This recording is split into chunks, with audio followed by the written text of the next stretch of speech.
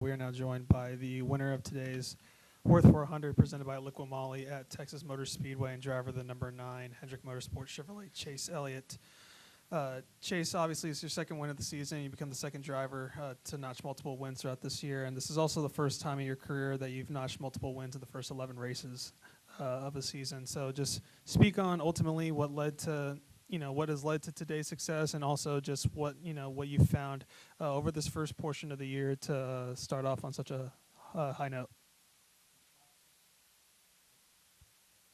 How about now? Yeah, I mean, I think to start, just to answer your question, I feel like just a lot of hard work, from the entire team, like not just the people here at the racetrack, but the people that work in the shop every day and all week. And we fired off the year, and truthfully, I think just as a group haven't been as strong as we want to be or expect to be, and have just dug in and put our heads down and gone to work. We tested at Wilkesboro earlier in the year, and then Kyle tested at Chicago last week, or maybe a couple weeks ago, but nonetheless in the last couple weeks. And I think all those things, you just you start putting pieces together and improving and getting to a good place, and then you combine that with just a really good day of execution for our team in particular, and wound up with a great result. So really, really proud of that. Like you mentioned, and I knew it right at Martinsville. I was like, man, we've never won a race this early, and much less to now have two this early in the year. I think is really I'm really proud of that, and I'm proud of our team for that, because anytime you can check off new boxes in this sport when you've been doing it for 10+ years is cool, and it's hard to do. It's hard to win, and so I'm really proud of our team for that, and just proud of the day that we had. It was I would say one of our strongest races that we've had in quite some time. When you look at just all of the different factors of the event, from restarts to pit road to race strategy to me behind the wheel, just all of it, I thought was elevated and was really performing at a high level, and super proud of our team for that. Cool deal. We'll begin opening up to questions. We'll start with Jeff right here, and then we'll go to Dustin. It seemed like maybe one of the key moments was you were on tires restarting behind a bunch of guys that had stayed out or had various different strategies, and you were able to get through that traffic pretty quickly compared to the others you were racing. What was your perspective of that situation there? Touch the button. I didn't know it was so early in the race. Like a lot of times when you get in those situations and it's later in the race, like, hey, I got to be the first one through this to have a really good shot at winning. At that particular point in time, obviously I wanted to do my best to get through there as quick as I could. But it just seemed like there was still a lot of the story left to be told at that point. So I didn't think the intensity was like 100% at that point for having to press through there and just do everything perfect. But the way it ended up working out was great. We got to second there behind Corey, and he was setting a good pace. They told me he was short, so at that point I was trying to just manage the gap to the person behind me. I think was the 45 for a period of time, and then it turned into the 11. And then and I think that's what I was referencing a minute ago, and I'm super proud of our team for, and also myself, and going out there and being able to execute and control the race from there. I think that's a really important piece of this series, and long-term and consistent success is when you do have opportunities to get the lead like that, to be able to control the event and make it your pace and do the things out there to lead laps and keep yourself in good position. And I thought we did as good of a job of that today as we've done in quite some time, and at a racetrack that has historically been really tough for me. So all that was a lot of fun. Really proud of our team, and glad it worked out the way it did. Hit Dustin, and then we'll come right here to the left side of the room. Dustin Lopino, JC. It's the first time. It's your previous multiple wins was 17 races in 2022. So this is obviously 11th race. How important is it to turn that consistency into race wins? It is. I mean, race wins are certainly what we show up each week to do. So, obviously that's the goal every time we come to the racetrack. And I think having a win early at Martinsville, and I think I said it to you guys then, and there, it's like, it's not like, oh, hey, the pressure's off, we have a win. It's, man, we have a lot longer period of time to build on that. Like that's genuinely where my mind was at. And to be able to come out here and to perform like we did, I thought our car was solid yesterday, and I thought that I probably underperformed our qualifying effort. I was disappointed in that from just my perspective. But, again, great changes overnight. Like, just the whole day was executed really well throughout our whole team and the things that we can control. And those are the kind of things you have to do, I think, to be successful and use that longer runway that we've earned by having a win early into compounding and hopefully adding to it beyond here, I hope. Come here to the left, and we'll go to Jerry, then Dalton. Lawrence Dow, Forward Star Telegram. You talked after the race about not being a fan of the track. What was it specifically that you were referencing? And with 2 wins in the last 3 years here, what's kind of led to the success you've had at this track? Yeah.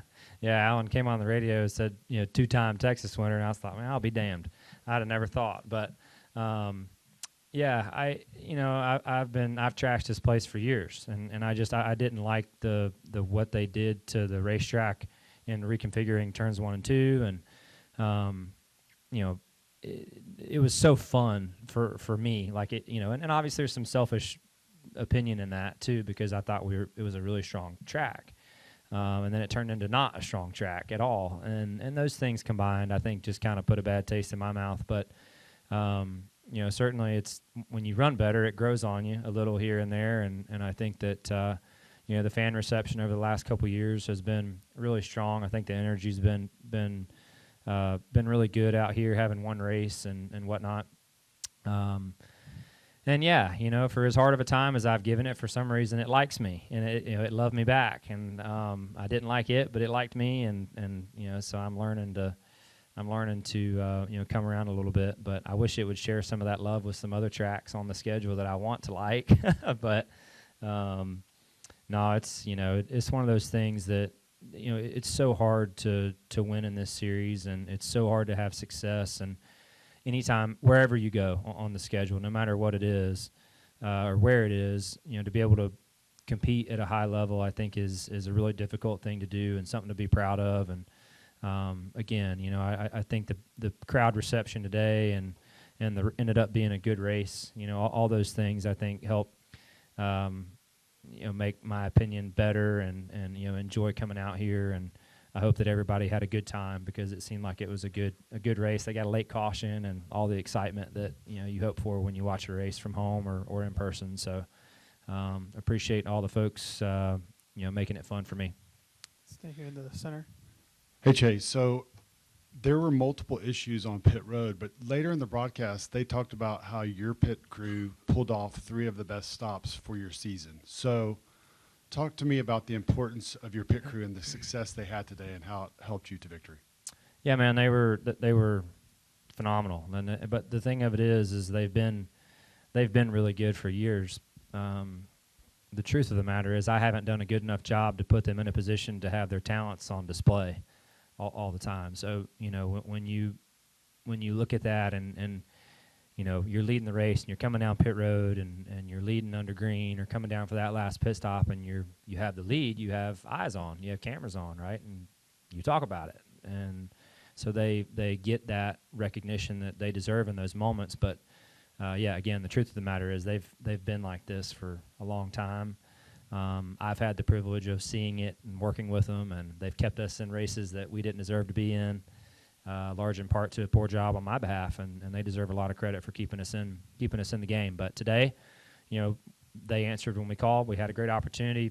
I thought, we made good changes. Things were kind of flowing from my perspective, and they answered the call then too. So really, really proud of them, and glad you guys got to see it. Go ahead, Jerry. Jerry Jordan, kickingthetires.net. Over to your right. You mentioned the late race caution. When you came out, you got the lead coming out of turn 2. Denny was about half a car length or so behind you. Did you know that this was it for you, that you'd get your second win here and the second win of the season? I mean, were you confident? I mean, no, you don't. I mean, like, you don't know you're going to win until the checkered flag falls. But certainly, from my perspective, I guess to kind of go into what I was thinking on the lane choice and all that, I just thought the bottom was going to be the lane to be in throughout turns 1 and 2. I thought after that, the top was probably going to be preferred. We had just had that long run, and we had all moved straight to the top. And I was running the top. Denny was running the top. I was having a hard time passing the 6. Before the caution come out, I'd finally got to his left rear. I was like, all right, finally got a shot here. And then the caution comes out, and I'm like, oh, great. I just felt like that I didn't want to give him the opportunity to run me wide off a 2 or something. And ultimately or really paint the line and put me in a tough spot at the exit of that turn. And I just thought it was worth the risk to choose bottom and try to execute a good turns 1 and 2. Alex gave me a good shove, and I was able to kind of stick the line there through 1 and 2 and get clear. And then from there was just trying to manage the gap and the lane choice best I could with him behind. We'll work our way down the middle. We'll start with Bob, then Dalton, then at the end of the row right there. Bob Hockers, Fox Sports. Did you feel like you had enough buffer on the guys who had taken tires there on the, on that final caution? Did you feel like it was kind of come down to those who had stayed out? Yeah, for one. I think those are always the really tough situations because it's like how many cautions are we going to get? And that's where those calls can be super impossible, right? You can make the right call for a green-white checker that goes straight through, and it could be the wrong call if we have 2 cautions and those guys gain 2 rows in the first corner and the caution comes out, and now they've netted 4 spots and now they're 2 rows closer to the guys up front. That's when it cannot look so pretty. But for one restart, I felt like it was between us and the 11 or anybody in the front 2 rows, depending upon how the lanes went and move forward. But I guess that was covered about all of it. Hit Dawn, then we'll go behind about that. Hey, Chase. Dalton Hopkins, the front stretch. Kind of a similar question, I guess. In that moment when everyone's pitting behind you and you see some guys are staying out, are you counting the cars are staying out? And when you see that amount, can you let yourself get some kind of relief? Like, okay, I don't have to. Well, first off, yes, I'm watching. Second off, it's hard for me to tell because there was some lap cars in between us and some of the other guys that stayed out. So really hard for me to count cars in that situation. But knew we were staying. I had a pretty good feel when the 11 was staying. I thought staying out was the play, at that point in time. But totally left it up to Alan and what he wanted to do, and whatever he chose, I was gonna support that, and I felt like that, when he said we're staying out, I said, all right, here we go. I'm gonna do the best I can to execute this restart and try and get a good launch and get through 1 and 2 the best I can, and put together the best 4 laps I've ran all day, and hope for the best. So in those moments, it's kind of out of your hands when you decide not to turn left down pit road and just control the things that are in your hands at that point. Go ahead. Chase, American Motorsports Power Hour.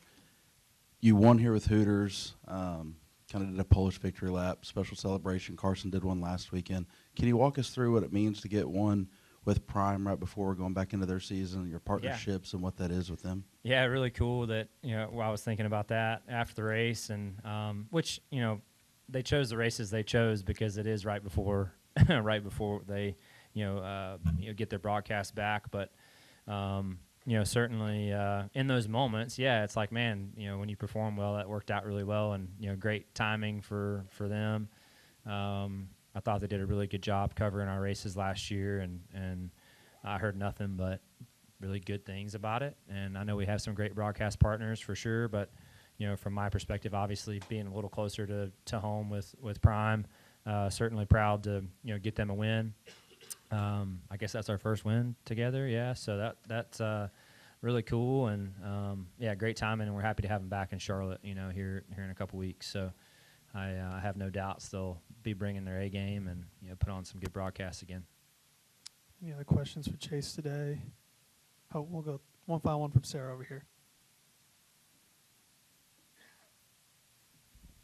Sarah Talker, Total Apex Sports. The number 9 crew has been building momentum over the past few weeks.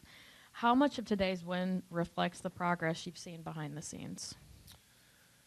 A ton. I mean, I think it's always about, the effort and the conversations that go on during the week and during the weeks leading up to, the races, and how that work is put in to our race cars at the shop. These races are certainly, yes, they're won on the racetrack, and how well you execute and all those things, but you sure are hedging your bet a lot by how you prepare and what your car is like before it loads up in the truck, and so you can't emphasize that enough. Like I understand that. I don't know that a lot of people understand just how important that is to the overall performance, but it is a huge piece, and really fortunate and proud of everybody at Hendrick Motorsports for their continued efforts to just dig in, man. We have a gritty group back home that they just don't take no for an answer, and they'll just work. Whatever's got to be done, get done. Friday, Saturday, midnight, 2, whatever. They want to win, and boss wants to win, and we'll do whatever we got to do to, try our best for that. All right, Chase. Well, appreciate your time, and congrats on the win day. Thank you, guys.